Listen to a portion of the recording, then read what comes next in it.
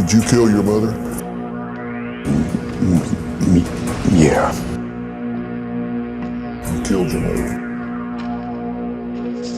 And the method you chose was what? Beating her to death. And you beat her to death with what? Sledgehammer. And how many times did you hit her with the sledgehammer? Did you hit her once, or did you hit her 10 times or 100 times? I'd say about 20 times. And where did you hit her? In the head. Where was she when you did this?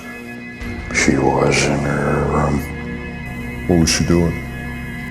She was asleep.